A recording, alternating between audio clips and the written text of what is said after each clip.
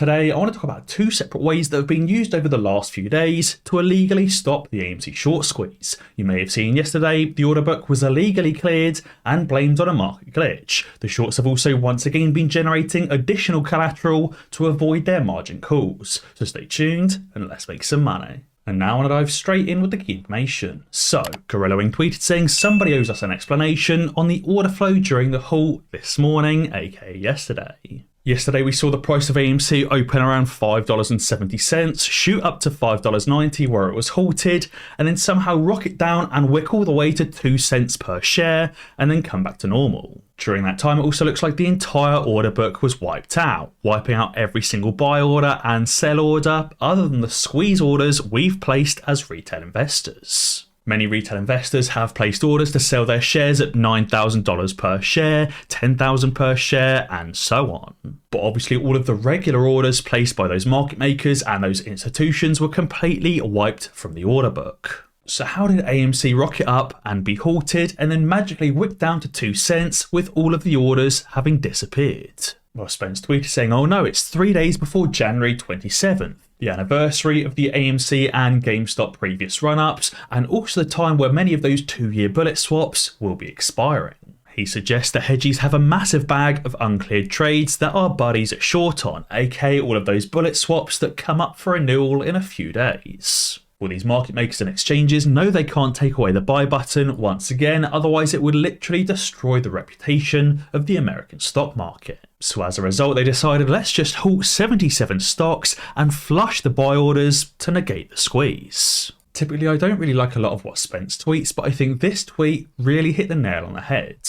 He says and he believes the SEC is fraudulent and that the New York Stock Exchange are criminals. Instead of taking away the buy button, they literally just froze the entire exchange and wiped the entire order book, wiped out all of those buy orders and sell orders. And the Cabesi letter tweeted saying this morning, 80 plus stocks mysteriously posted massive moves and were halted by the New York Stock Exchange. McDonald's supposedly traded down to $236 before rebounding to $268. Just like AMC somehow magically wicked down all the way to 2 cents per share before returning to its normal trading price. For McDonald's, that was a $55 billion swing in market cap in seconds. Now AMC's current market cap is around $2.7 billion. If we compare that to a $50 billion swing in market cap, that's around 20 times the AMC market capitalization. AMC's current share price is $5.42. If we multiply that by 20 times, we'd have an AMC share price of $100. If it turns out that AMC was halted from running up all the way to $100 per share, that would have absolutely caused the squeeze. But obviously to stop that happening, the New York Stock Exchange effectively closed their exchange, blamed it on a market glitch, and wiped out the entire order book. And the Cabesi letter added saying a lot of people will be demanding answers for what just happened. Now we know there's not many people on AMC that trade using leverage because we know these market makers like to try and liquidate us by pushing the price down. But obviously many other retail investors that don't trade AMC and potentially other institutions that are also trading will be using margin accounts. And their entire accounts could have been liquidated by trading stocks like McDonald's if they were using a fairly tight stop loss or actually were fairly close to liquidation. Obviously a stock disappearing from $268 down to $236 could have liquidated entire accounts, and therefore many people will be demanding answers for what happened. I know obviously there was 80 plus different stocks halted, it wasn't just AMC, but it does seem incredibly coincidental that AMC was obviously included in one of the stocks halted. Also guys, be sure to join me on Moomoo and sign up to Moomoo right now using the link in the description below. You can currently get 15 free shares and commission free trading and free level 2 market data. Moomoo is very easy to use, it's got a very straightforward UI and interface, and it's got tons of technical indicators and advanced trading tools. Now Bigham's posted this screenshot from the New York Stock Exchange that said on January 24th, 2023, due to a system issue, the New York Stock Exchange did not conduct opening auctions in a subset of its listed securities. As I said, how coincidental that AMC was obviously included in that subset that was obviously impacted by this system issue. This system issue resulted in continuous trading of those securities commencing at 9:30 AM without an opening auction point.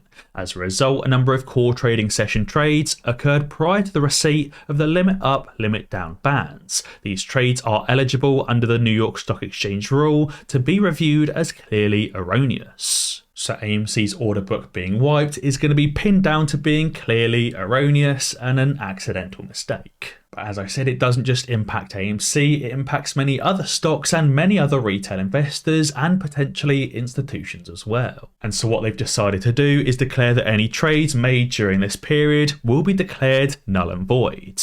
So basically any trading that happened yesterday morning in AMC is declared null and void, and all of those transactions just simply get cancelled. Great. Mike Moon tweeted saying the chart was primed for a big move yesterday or today. My speculation is that they saw this, and rather than letting AMC run up, then using a limit up, limit down halt like they have in the past, they pulled this rubbish so nothing ever happened. They just deleted all the trades. And Eleanor tweeted saying, hearing from my trading sources on the New York Stock Exchange floor, the reason for this morning's technical glitch was due to an overnight business continuity test. And that resulted in some opening orders being cancelled or trading at off prices. And one trader said, thank God for the New York Stock Exchange trading halts. He said this is already going to cause a big problem, but the breakers on the New York Stock Exchange halts made it less so.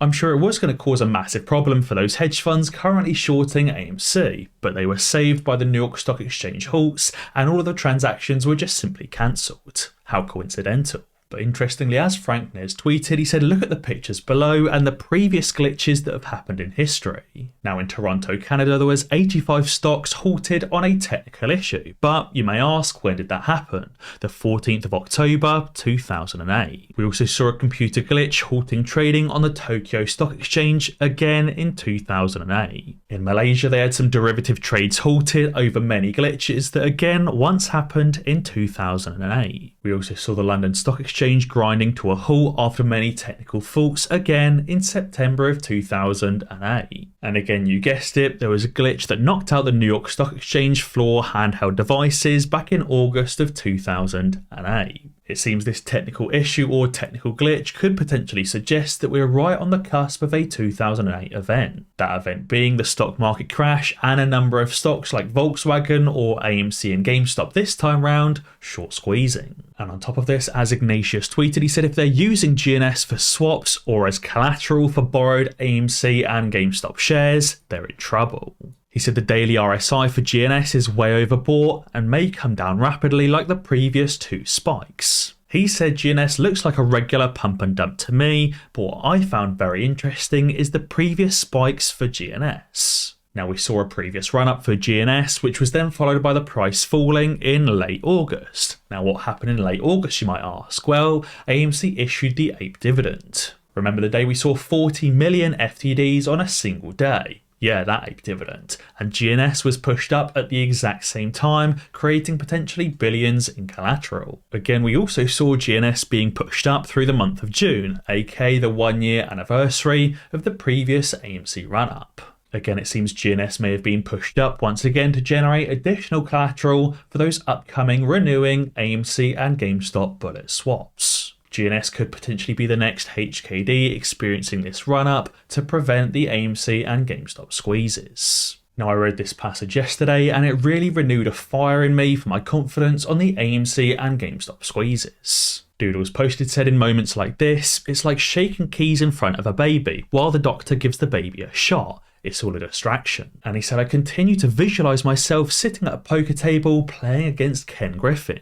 He's got a royal flush and he goes all in with $10,000. And he flips his cards, showing his royal flush to Ken Griffin. Ken Griffin then raises to $15,000, but Doodles is still already all in with $10,000. Ken again raises to $50,000, but still doesn't show his cards. And Doodles is still already all in with his $10,000. Ken then raises once more to $100,000, but Doodles is still already all in with his $10,000. All Ken has to do is show his cards and this game will be over, but he won't because Ken knows that he doesn't have a good hand. So Ken raises once again without showing his hand to $500,000, but Doodles is still already all in with his $10,000. Doodles says then a lady runs up to the poker table and says the building is on fire, but if Ken doesn't get up, I don't get up either. He said, I know I've won, I just need him to finally flip his cards. But as Doodle says, it turns out the building wasn't actually on fire. Someone just pulled the alarm to scare us out of the building and to fold the winning hand.